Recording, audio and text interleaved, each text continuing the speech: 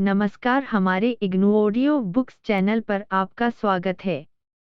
इंदिरा गांधी राष्ट्रीय मुक्त विश्वविद्यालय सतत शिक्षा विद्यालय प्रमाण पत्र कार्यक्रम खाद्य और पोषण में प्रमाण पत्र CFN 3 भोजन में अर्थशास्त्र BLOC के 3 संरक्षण सुरक्षा और उपभोक्ता शिक्षण इकाई 8 खाद्य पदार्थों का संरक्षण 8.0 उद्देश्य।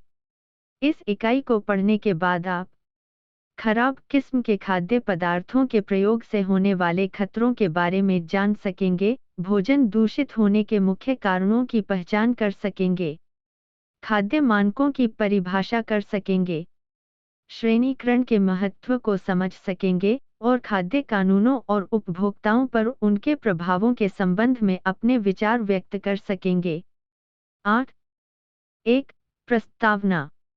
अच्छे स्वास्थ्य के लिए न सिर्फ भोजन का सही मात्रा में होना आवश्यक है, बल्कि भोजन की सही किस्म का होना भी उतना ही आवश्यक है। दूषित व निम्न कोटि के आहार से होने वाले नुकसान से आप भली भांति परिचित होंगे। अपने आसपास के लोगों में हम अनेक प्रकार की बीमारियां देखते हैं। वे अधिकतर प्रत्यक्ष या अप्रत्यक्ष रूप से दूषित व निम्न कोटि के भोजन के परिणामस्वरूप होती है। दूषित पानी के प्रयोग से होने वाली अनेक समस्याओं जैसे दस्त, हैजा, टाइफाइड बुखार आदि के नाम से भी शायद आप परिचित होंगे। इसी प्रकार दूषित भोजन के परिणामस्वरूप पेट की बीमारियां, पाचन समस्याएं, भोजन से उत्पन्न विषाक्तता आदि जैसी बीमारियां हो सकती है। इसलिए भोजन की किस्म का ध्यान रखना बहुत आवश्यक है। अधिकतर खाद्य पदार्थों की किस्म का सीधा संबंध उन पर किए गए खर्च से होता है, अर्थात आप खाद्य पदार्थों पर जितना अधिक खर्च करेंगे, आपको उतनी ही अच्छी किस्म मिलेगी। इसी प्रकार खाद्य पदार्थों की किस्म का संबंध उनके विक्रय स्थान, खरीदने के स्थान से भी है। आजकल के भोजन के लिए पुरानी कहावत, सस्ता और बढ़िया, को चरितार्थ करना बहुत मुश्किल है। यह न सिर्फ खाद्य पदार्थों बल्कि अन्य आवश्यक मंती के लिए भी सही है। 8.2 भोजन दूषण के स्रोत। आपके द्वारा प्रयोग के लिए खरीदे गए खाद्य पदार्थ के दूषित या निम्न कोटि के होने के कई स्रोत हो सकते हैं, जिसमें से सबसे पहला उत्पादक के स्तर पर हो सकता है। कई उत्पादक उत्पादन की लागत बचाने के लिए या उत्पादन के वैज्ञानिक तरीकों की जानकारी के अभाव में निम्न कोटि के खाद्य पदार्थों का उत्पादन करते हैं। ऐसे उत्पादक कई बार उत्पादन के लिए हानिकारक पदार्थों का भी इस्तेमाल कर सकते हैं। खाद्य पदार्थों को बेचने के तरीकों का असर भी उनकी किस्म पर पड़ता है। बेचने से पहले साफ सुथरे, स्वास्थ्यवर्धक स्थानों पर खाद्य पदार्थों का संग्रह नहीं किया जाता है। उपभोक्ता को इस बारे में कोई जानकारी नहीं होती। वे इस तरह के खाद्य पदार्थों के उपयोग से बीमारियों का शिकार हो जाते हैं। आपने कई बार ग्रामीण व शहरी दोनों क्षेत्रों में गंदे व भीड़-भाड़ भरे बिक्री स्थल, बेचने के स्थान देखे होंगे। ऐसा विशेषकर सब्जी, फलों, मिठाइयों आदि की दुकानों के आसपास होता है। सब्जी बेचने वाले सब्जियों को गंदे पानी से धोकर और अधिक दूषित कर देते हैं। आपको इन सब अस्वास्थ्यकर तौर तरीकों की जानकारी होना बहुत आवश्यक है। यदि हम इन वस्तुओं को हालात पर छोड़ दें तो उपभोक्ता को निम्न कोटि की वस्तुएं खरीद कर ही संतोष करना पड़ेगा। इससे व्यापारी वर्ग फायदे में तथा उपभोक्ता नुकसान में रहेगा। उपभोक्ता को निम्न कोटि की वस्तुएं ऊंचे दामों में खरीदने के लिए बाध्य होना पड़ेगा। उपभोक्ता की इस स्थिति को देखते हुए ही सरकार ने अनेक प्रकार के खाद्य कानून तथा नियम बनाए हैं। 8.3 खाद्य मानक। 8.3 एक खाद्य मानक का महत्व। उपभोक्ताओं की आवश्यकताओं के अनुसार अच्छी किस्म के खाद्य पदार्थ उपलब्ध कराने की प्रक्रिया को मानकीकरण कहते हैं। खाद्य पदार्थों के लिए निर्धारित किए गए मानक खाद्य मानक कहलाते हैं। यदि उपभोक्ता इनके अनुसार वस्तुएं खरीदता है, तो वह उसकी किस्म के प्रति निश्चित हो सकता है। आधा खाद्य मानक निर्धारित करके उपभोक्ताओं को अच्छी किस्म के खाद्य पदार्थ उपलब्ध कराए जा सकते हैं। आपको याद रखना चाहिए कि देश में उपभोक्ता और विक्रेता दोनों के लिए कानून का पालन करना आवश्यक होता है। इनका पालन तभी होगा जब ये सरकारी संस्थाओं द्वारा निर्धारित किए जाएंगे। 8.3 2. अनाज का श्रेणीकरण। खाद्य पदार्थों की किस्म के आधार पर उन्हें कई श्रेणियों में बांटा जा सकता है। ऐसा करने से उपभोक्ता अपनी आमदनी व पसंद के अनुसार उसमें से किसी भी श्रेणी के खाद्य पदार्थ को खरीद सकते हैं। बाजार में उपलब्ध अनाज के लिए भी इस प्रकार का श्रेणीकरण किया जाता है। उदाहरण के तौर पर चावल सामान्य, ऑर्डिनरी, मध्यम, मीडियम और बढ़िया, सुपरफाइन किस्म की 3 श्रेणियों में उपलब्ध होता है। इस प्रकार की श्रेणियों के आधार पर वस्तु का मूल्य निर्धारित किया जाता है, जिससे उपभोक्ता व विक्रेता दोनों को सुविधा रहती है। अतः बिना समय नष्ट किए उपभोक्ता अपनी आवश्यकता व आय के अनुसार खरीदारी कर सकता है। इस प्रकार के श्रेणीकरण के अभाव में उपभोक्ता को अपनी पसंद के खाद्य पदार्थ ढूंढने में काफी समय नष्ट करना पड़ेगा और विक्रेता द्वारा उपभोक्ता के ठगे जाने का डर रहेगा। 8.3 3. फलों और सब्जियों का श्रेणीकरण। प्रायः बिक्री से पहले फलों का भी श्रेणीकरण होता है। आप यह पाएंगे कि विभिन्न श्रेणी के फल अलग अलग कीमतों पर बेचे जाते हैं। ये श्रेणियां इस बात पर निर्भर करती हैं कि फल का आकार क्या है, रंग कैसा है, उसमें कितना रस है तथा बिना बिके वह कितने समय तक टिक सकता है, आदि आदि। ऐसे मामलों में आप अपनी पसंद व पैसे के अनुसार फल या सब्जी की किस्म चुनने के लिए स्वतंत्र हैं। ऐसा ही श्रेणीकरण सब्जियों में भी पाया जाता है। सब्जियों का श्रेणीकरण उनके आकार और ताजगी पर आधारित है। टमाटर, खीरा, ककड़ी, कद्दू, लौकी, प्याज, आलू आदि को इसी आधार पर विभिन्न श्रेणियों में बांटा जाता है।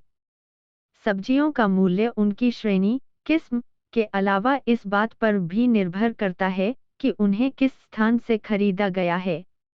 यदि आप सब्जियां गली में बेचने वाले से खरीदते हैं, तो इनकी कीमत रोजमर्रा की नियमित दुकानों में बिकने वाली सब्जियों से कम होगी।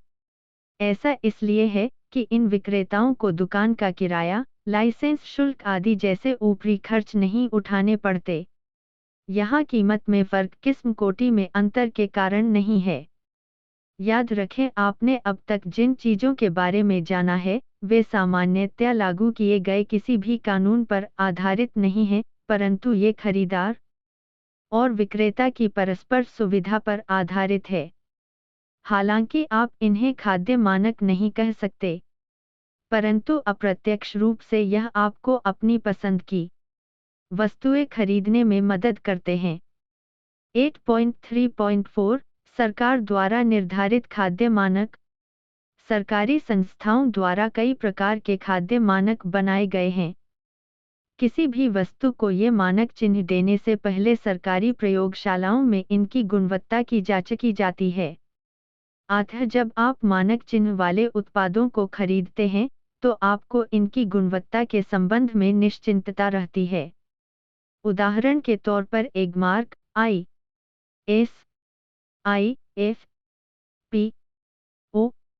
इत्यादि इसी प्रकार के मानक चिन्ह है। एगमार्क विशेषतया कृषि उत्पादों पर ही दिया जाता है, जैसे आटा, सूजी, मैदा, खाद्य तेल जैसे मूंगफली का तेल, सरसों का तेल आदि। आपने एगमार्क चिन्ह वाली वस्तुओं का विज्ञापन कई बार अखबारों, पत्रिकाओं, टेलीविजन आदि में देखा होगा। ISI मानक चिन्ह भारतीय मानक ब्यूरो द्वारा दिया जाता है। यह मानक चिन्ह प्रोसेस्ड खाद्य पदार्थों जैसे बेकरी, मिठाइयों, दूध एवं दूध से बने पदार्थों तथा पेय पदार्थों आदि के लिए दिया जाता है। FPO EPO मानक चिन्ह फल तथा सब्जियों की गुणवत्ता के लिए दिया जाता है। यह मानक फैक्ट्री व अन्य उत्पाद स्थानों में सफाई, पैकिंग, डिब्बों की लेबलिंग आदि से संबंधित नियमों को निर्धारित करता है।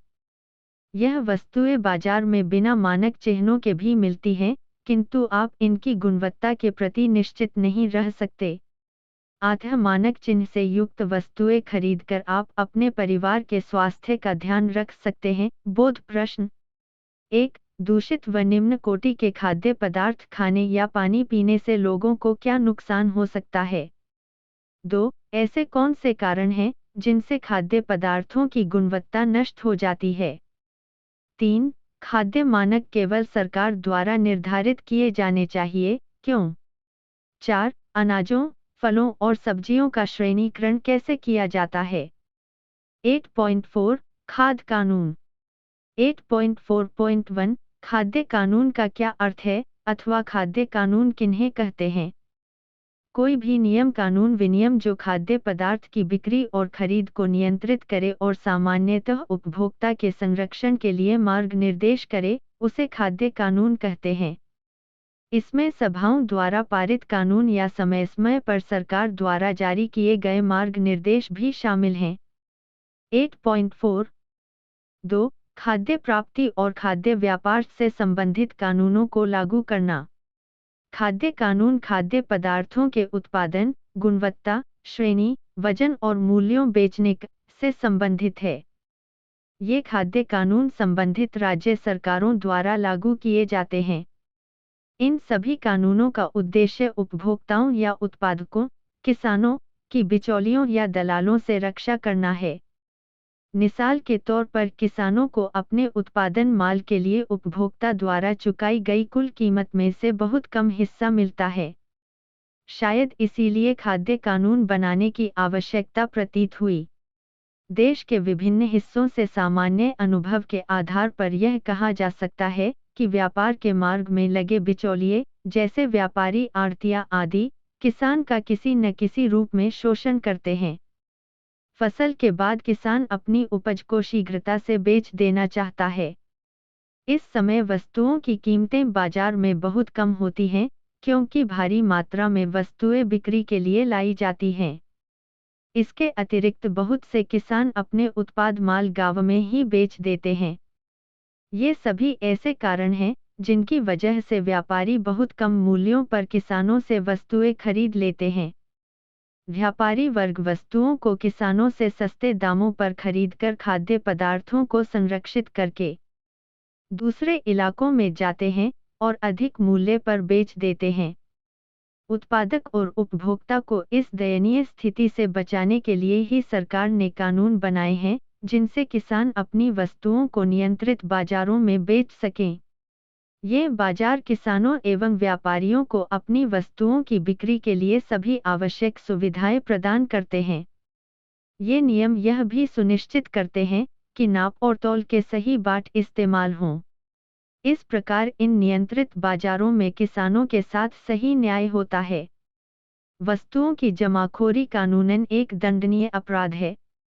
जैसा कि पहले बताया गया है, व्यापारी उपभोक्ताओं के लिए अपेक्षित वस्तुएं उन अवधियों में जमा कर लेते हैं जबकि इनकी सप्लाई अधिक होती है।